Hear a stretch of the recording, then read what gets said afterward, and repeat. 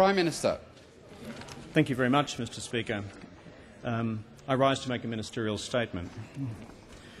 Mr Speaker, on Friday I spoke to Prime Minister Singh of India. I had sought to speak to him to congratulate him on his election victory. The Prime Minister is a friend of Australia and an aspiring leader for his own nation, India.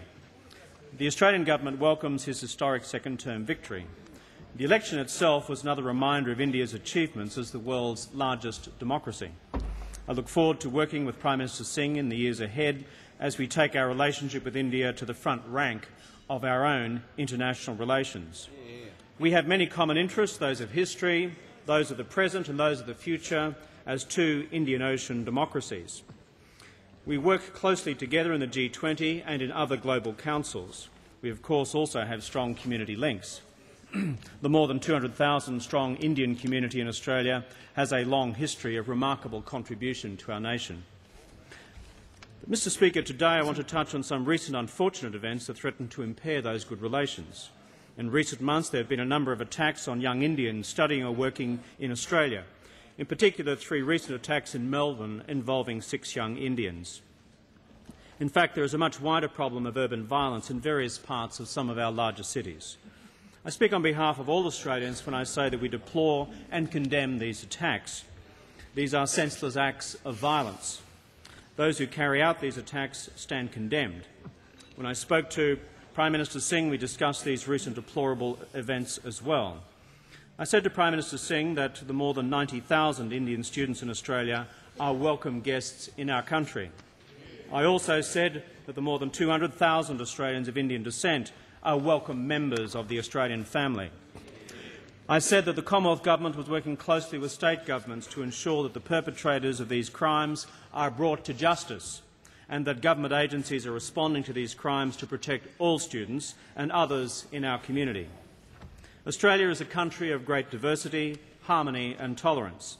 We are a multicultural nation and we respect and embrace diversity, diversity which has enriched our nation, Australia. That is why these recent acts of violence are all the more deplorable. They are equally unacceptable and deserve to be met with the full force of the law. The Minister for Foreign Affairs on Friday spoke to his counterpart, External Affairs Minister Krishna, about these matters and assured him of the seriousness with which the Australian government is addressing these matters. The Deputy Prime Minister outlined last week steps the government will be taking to respond to the specific concerns of international students. We will work closely with the states to implement these measures as a matter of urgency. Mr Speaker, the Australian government is committed to developing a stronger, closer relationship with India. That is the message I delivered to Prime Minister Singh in our discussion on Friday. The Australian government is also committed to the safety of all Australians and all those who visit our nation. The Leader of the Opposition. Thank you, Mr Speaker.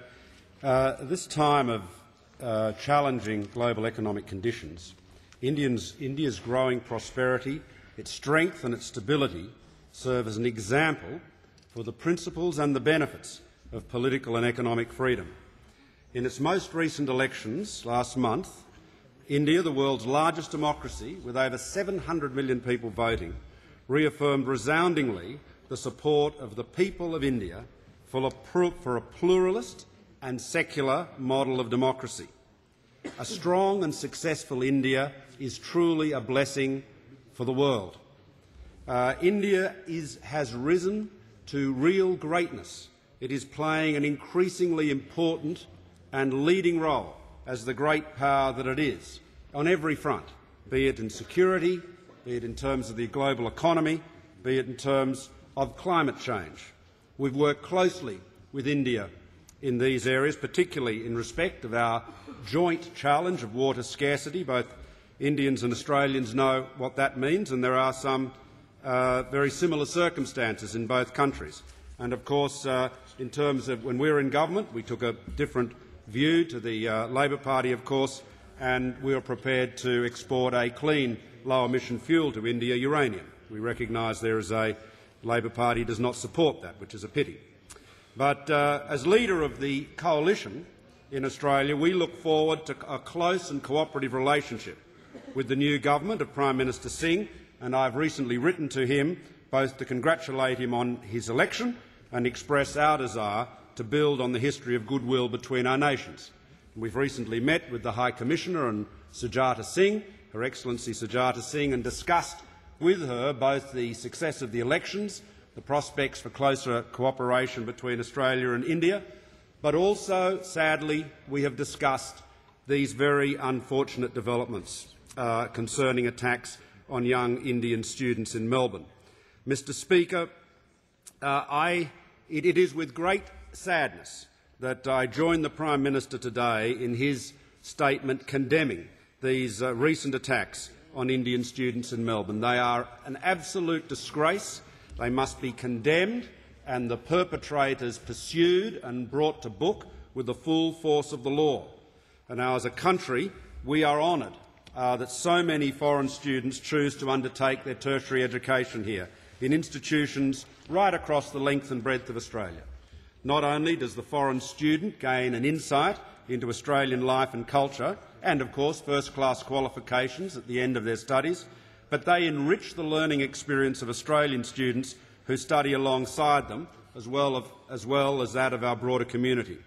Now, we are a country that prides itself on diversity and tolerance. We must not forget there is no country in Australia that has a larger percentage of its population from immigrants than this country.